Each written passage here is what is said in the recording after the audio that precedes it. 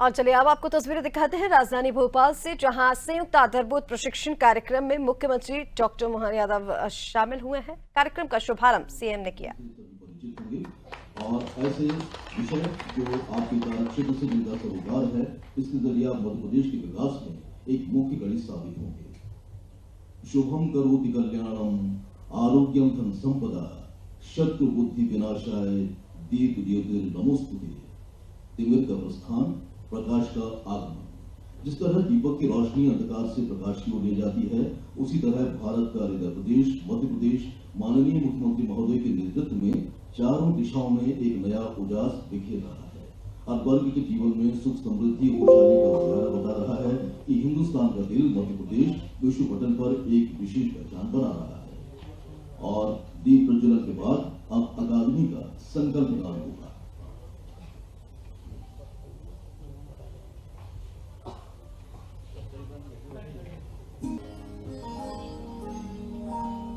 लोक प्रशासन की शाला मध्य प्रदेश अकादमी हमें सिखाती कर्म केंद्र में वो समाज और आदमी। सेवा में नेतृत्व प्रशासन समझ भावना से युक्त हो। हम जन से है लक्ष्य हमारा, जन का हित जन का सुख हो।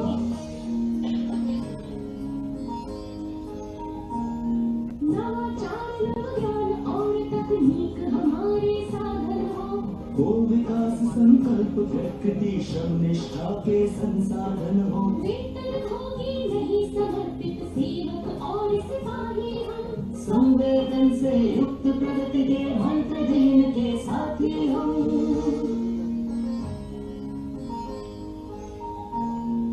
निर्भय हो निस्वार्थ निरामय ऐसा तंत्र बनाएंगे। पारदर्शिता से सुदूर तक लोक लाभ पहुंचाएंगे। देशभक्ति ईमान धर्म नैतिकता को अपनाएंगे। राजभार पर हम विकास का उज्जवल तिलक लगाएंगे।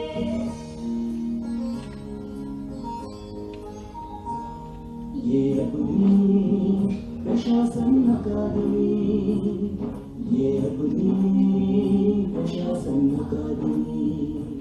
ये अपनी प्रशासन अकादमी, ये अकादमी का संकल्प गान अकादमी के उद्देश्यों और मूल्यों को समाहित किए हुए, जिसे वरिष्ठ पत्रकार श्री मनीष श्रीवास्तव जी ने अपने कलम से रचा। और इसके उपरांत अब अतिथि देवो भव की शाश्वत परंपरा का निर्वहन करते हुए हम स्वागत करना चाहते हैं। माननीय मुख्यमंत्री जी के स्वागत के लिए मेरा निवेदन है महानिदेशक प्रशासन अकादमी श्री सचिन सिन्हा सर से।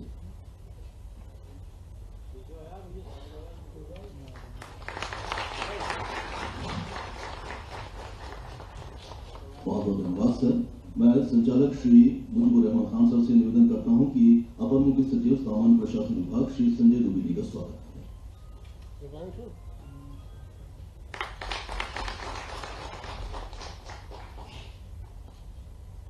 संचालक महोदय से मेरा निवेदन है कि वे अतिरिक्त पुलिस महानिदेशक प्रशिक्षण श्री राजा बाबू सिंह जी का स्वागत करें।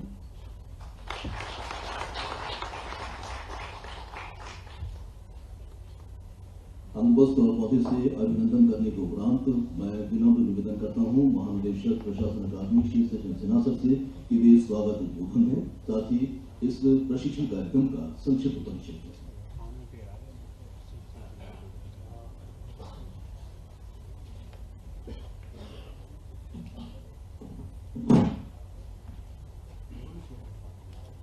राज्य सेवा के अधिकारियों के संयुक्त आधारभूत प्रशिक्षण कार्यक्रम में मुख्य अतिथि प्रदेश के माननीय मुख्यमंत्री डॉक्टर मोहन यादव जी का मैं हार्दिक स्वागत करता हूँ।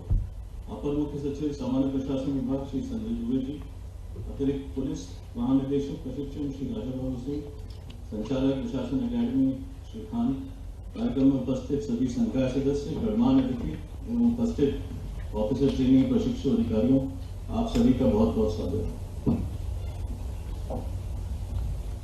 मिशन कर्मयोगी के माध्यम से हमारा लक्ष्य ऐसे मानव संसाधन तैयार करना है जो भारत के विकास को गति देंगे। ये प्रधानमंत्री का मंतव्य है और इस फाउंडेशन कोर्स के अंतर्गत हम इस लक्ष्य को पूरा करेंगे। 2025 बैच के राज्य सेवा के अधिकारियों में उप जिला अध्यक्ष 25 अधिकारी हैं, उप पुलिस अधीक्षक के 22 अधिकारी हैं तथा राजस्व विभाग नायब तहसीलदार के 36 अधिकारी हैं। कुल 83 अधिकारियों के लिए ये फाउंडेशन कोर्स आयोजित किया जा रहा है।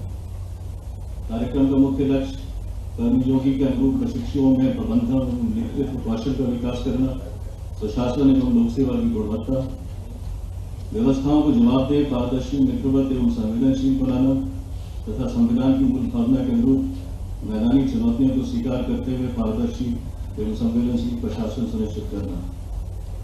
प्रशिक्षण का उद्देश्य मध्य प्रदेश की भौगोलिक, राजनीतिक, सामाजिक एवं आर्थिक परिदृश्य से सभी ऑफिसर ट्रेनिंग्स को परिचित कराना, लोक सेवकों में चुनौती और अवसर की प्रतिशत। प्रशासनिक प्रशिक्षण शुभारंभ के अवसर पर इस सत्र में मंच पर विराजमान अपर मुख्य सचिव श्रीमान संजय दुबे जी, अतिरिक्त पुलिस महानिदेशक श्रीमान राजाबाबू सिंह जी, महानिदेशक प्रशासनिक अकादमी सचिन सिन्हा जी, श्रीमान मधुकर रहमान साहब, संचालक प्रशासनिक अकादमी। अभी हमारे लिए एक तरह से पूरी आउटलाइन बन गई है, जिसके सत्र के कारण से हम यहाँ बैठे हैं। सचिन सिन्हा जी ने विस्तार से इस प्रशिक्षण की अंदर की बारीकियां बताने का प्रयास किया। उसके भी स्लाइड के माध्यम से मैं गौर कर रहा था, आपने सबने भी देखा होगा। और उसी भी बात को विस्तारित रूप से राजाबाबू सिंह और अपने संजय दुबे जी ने किया है। मैं सबका तालमेल बनाने का प्रयास कर रहा था कि ये प्रशिक्षण आपका प्रारंभ हो रहा है, शिक्षण आपका हुआ ही है। तो ये शिक्षण प्रशिक्षण से हम अपनी स्कूली जीवन से शुरू करते हैं तो ध्यान में आता कि ये पढ़ाई परीक्षा पढ़ाई वहाँ हमारे लिए वो खत्म हुई और ये दूसरी पढ़ाई चालू हो गई।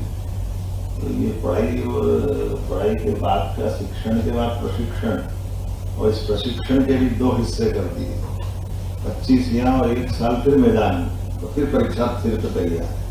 तो ये परीक्षा की जो अपनी परेशानी है, शिक्षण प्रशिक्षण की जो अपनी महत्ता है, इस शिक्षण प्रशिक्षण की महत्ता आखिर हमको सिखा क्या रही, हमारे लिए अपने इस पिंड का महत्व क्या है, हम ये कब इस झंझट से बाहर आएंगे। और अभी तो ये यहीं की बात कर रहे हैं। आप में से अब कई सारे लोग अपने कोई वैवाहिक जीवन में चला गया होगा, कोई जाने वाला होगा, उसकी अपनी माँ घर के अंदर अलग से परीक्षाएं चालू होगी, हमारे अपने परिवार के अंदर व्यवहार के लिए परीक्षाएं चालू होगी।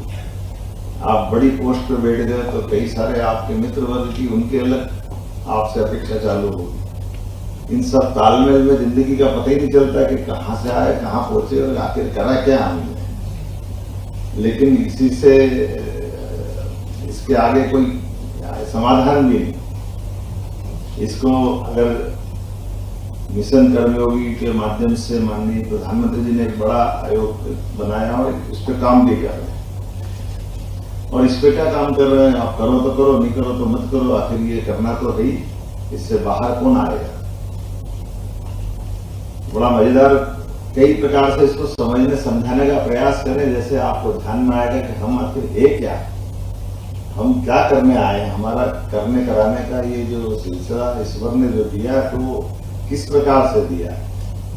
सरल भाषा में कभी कभी लगता है कि हम ईश्वर की संतान है तो हमारे अच्छे बुरे का परिणाम भी ईश्वर पे आना चाहिए। ईश्वर पे दिया हमने तो वो आप मान के चलते हैं कि हमारे शरीर में आत्मा है तो आत्मा में परमात्मा भी है, परमात्मा की हम देन है।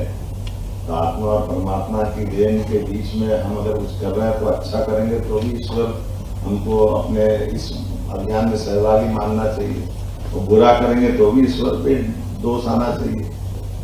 ईश्वर कैसे बच सकता है, तो ये मन में प्रश्न आता है तो ध्यान में आता है कि ईश्वर उसमें कैसे बच के निकलता है। गीता में भगवान कृष्ण ने 16वें अध्याय में बहुत अच्छे से समझाने का प्रयास किया। मैं भावार्थ बताऊं, जैसे जल से बर्फ बनता है, जल से जब बर्फ बन जाता है तो फिर बर्फ में जल नहीं होता है क्या, बर्फ सॉलिड हो गया, फिर बर्फ पिघलेगा तो जल आ जाएगा। जल से बर्फ बना और बर्फ से फिर जल बना, लेकिन बना हुआ बर्फ आपको बर्फ के रूप में ही रहेगा। उसके अपने सारे गुणधर्म जो दिखाई देंगे, ये उसी प्रकार से काम कर। तो ये हमारे लिए इसी प्रकार से ये अपने अंदर ईश्वर ने मौका जरूर दिया है, लेकिन आखिरकार उस सारी बातों के लिए जवाबदार आप ही हो। आपको इससे मुक्ति नहीं मिल सकती। ईश्वर उसमें केवल आपको जल से बर्फ बनाने की प्रोसेस में जल से बर्फ बनने का अवसर दे रहा है, लेकिन उसके बाद वापस जल बनना। तो एक तरह से जब आपका इस प्रशिक्षण की अवधि में जब अपने शिक्षण सारे पूरे हो गए, कोई एमए करा होगा, कोई जिस प्रकार से पीजी और यूजी करके आप आए, लेकिन ये जिंदगी का नया अध्याय लिख रहा है। अब आप बर्फ बनने की स्थिति में आ गए और इस बर्फ के आधार पर आप अपनी अपनी जिंदगी की इन सारी, जैसे मैंने पहले थोड़ा सा इसके बारे में बताने का प्रयास किया, उन सब में आपकी अपनी भूमिका होगी। अच्छे परिवार के सदस्य के नाते से भी आपकी परीक्षा होगी, अच्छे कुशल अफसर के बारे में भी आपसे परीक्षा होगी। अच्छे प्रकार से आप अपने लिए सबसे पहले तो खुद से खुद को जानना जरूरी। हम कभी कभी ये भूल ही जाते हैं कि हम क्या है, हमारे परिवार का संबंध कितना चलेगा, कैसे कैसे चलेगा। और ये जो शासन के साथ जुड़ करके काम करने जा रहे हैं, इसकी भी आयु है। इसकी आयु तो हमको मालूम रिटायरमेंट की आयु से जोड़ देंगे, लेकिन एक आयु और भी आपके सब रिश्ते नातों की भी बनती है। जिसको सरल भाषा में समझाएं तो ऐसे भी समझा सकते हैं कि हमारे अपने परिवार में अगर संबंधों की परिभाषा देखेंगे तो हमारी अपने माता पिता, दादा दादी, नाना नानी, पति पत्नी, बच्चों, सबकी एक स्केल है। उस स्केल के बाहर कोई नहीं। हमारे नाना नानी, दादा दादी से संबंध एवरेज 25 साल सबका रहेगा। इसके बाहर कोई 2-4 साल इधर, 2-4 साल उधर, लेकिन एवरेज 25 साल। आपके घर में बेटी होगी तो बेटी एवरेज 25 साल आपके यहाँ रहेगी, इसके बाद वो अपने ससुराल जाएगी, 1-2 साल आगे, 1-2 साल पीछे, इससे नहीं है। पत्नी आपके साथ आएगी तो 75 साल की अगर आयु आपकी एवरेज पकड़ लो तो एवरेज 50 साल पत्नी आपके साथ रहेगी, फिर पत्नी भी साथ छोड़ेगी। बेटा आपके साथ, बहू के साथ आएगा तो एवरेज 50 साल आपके साथ रहेगा, मान के चलो। फिर वो अपने नाती पोते में आप दादा दादी की भूमिका में जाओगे। तो अंततः आए आप अकेले और अकेले ही जाना। तो जो शिक्षण प्रशिक्षण की कहानी वो प्राइमरी में आप जब गए थे तब से लेके आखिर तक हमारे पास इन सारी चीजों का निचोड़ हमको ही निकालना है। और करने कराने के लिए कैसे कैसे अवसर, कैसे कैसे उदाहरण बनते हैं, वो हम सबको कई जगह यहाँ जो किताबों में बताया गया है, ये शिक्षण से हमारा व्यक्ति बनता है और प्रशिक्षण से व्यक्तित्व बनता है। और व्यक्तित्व बनने में जो हमको सिखाया किताबों में ज्ञान तो सब कुछ है, तो क्या लाइब्रेरियन से अपेक्षा कर लेंगे उस सब चीजों को उत्तर दे देगा? हम में से जो भी किताबों को ही पढ़ने जाएगा तो किताब पढ़ने वाले तो बहुत है, लेकिन किताबों को पढ़ने के बाद अपने मार्ग खोजना, अपने रास्ते खोजना। एक उदाहरण दे के बात खत्म करूंगा, लंबी तो नहीं करूंगा। AI प्रयोग को लेकर के एक अच्छा शिविर हुआ परसों हुआ, उसमें मैं गया था। तो आध्यात्मिक हमारे गायत्री परिवार के डॉक्टर प्रणय पंड्या जी है ना, प्रणय जी, वो उनका, वो खुद डॉक्टर थे, PG डॉक्टर थे, मनोचिकित्सक थे। बाद में फिर वो अपनी उस आध्यात्मिक यात्रा के प्रमुख बन करके वो इस हाथ में चल रहे। अब उनने एक उदाहरण दिया, बड़ा अच्छा उदाहरण था। उस उदाहरण के माध्यम से समझाने का प्रयास किया कि 100 ऊँट थे और 100 ऊँट को पकड़ के रात को चरवाहे को उनको संभालना था, बांधना था। तो वो रस्सी बांधने लगा और रस्सी बांधते बांधते उनने 99 ऊँट बांधे और ऊँट बांधकर एक की रस्सी कम हो गई। अब उसने कहा इसको कैसे बांधे, तो वो मनोचिकित्सक थे, तो उन्होंने उदाहरण दिया कि ऊँट को खड़ा ऐसा कर दे जैसे रस्सी बन रही है, और वो नाटक पूरा ऐसा करा कि वो घुटे तक खोल गई और बन गया। और उनका ऐसा मानना था कि दूसरे दिन सब ऊँट खोल दी, पर वो ऊँट हिला नहीं क्योंकि उसकी रस्सी नहीं खुली, वो अपनी जगह नहीं खड़ा था। उसको लगा कि ऊँट बंद ही है, और जब तक ये वापस उसने वो नाटक करा तो वो ऊँट चल दिया। तब ये वो बोल के चले गए। फिर मेरा नंबर आया, मैंने उस उदाहरण को अपनी तरह से बढ़ाया। मैंने कहा देखो साहब, ये आपकी अच्छी बात है, आप मनोचिकित्सक हो, मैं पॉलिटिशियन हूँ, मेरी उसकी दूसरी। अब मेरे सामने भी वो 100 ऊँट दिख गए और वो 100 ऊँट को मुझे बांधना है, तो 100वां ऊँट कैसे बांधूं? मैंने कहा आपने तो अपने ढंग से बांध दिया, मैंने अपने ढंग से बांध दिया, मैंने भी बगैर रस्सी के बांध दिया। पर मैंने वो सब नहीं किया जो आपने किया। हमने क्या किया, हमने कहा मैं तो उसको 3 तरह से बांध सकता था। 3 तरह से कैसे बांध सकता था? हमने कहा हमारा तो तरीका ऐसा है कि पहली बात वो जो ऊँट जहाँ है उन ऊँट में से सबको रस्सी से गर्दन तक क्यों बांधो, उसकी रस्सी आगे करो, एक ऊँट को दूसरे से बांधो, एक ऊँट को दूसरे से बांधो, पेड़ बांधते जाओ तो ऊँट अपने कहीं जाने वाले नहीं। दूसरा फिर आप रस्सी नहीं देना और उस रस्सी उसे बांधना, तो एक पूंछ से दूसरे की पूंछ बांधता साला मर जाए तो भी नहीं जाएगा। हमारे पास तो रस्सी तैयार नहीं, आप ये देखो ना जा कहाँ रहो आप। और तीसरा आखिरी के भाई कुछ मत करो, ऊँट को घेरे करके इकट्ठा कर दो, और मालूम पड़ा कि वहां अपना एक आदमी चौकीदार खड़ा कर दो, काय की रस्सी बांधने क्या करना, उनका बाप नहीं जाएगा कैसे? हमारे पास तो यहाँ तीनों तरह का प्रशिक्षण में पुलिस वाले भी है।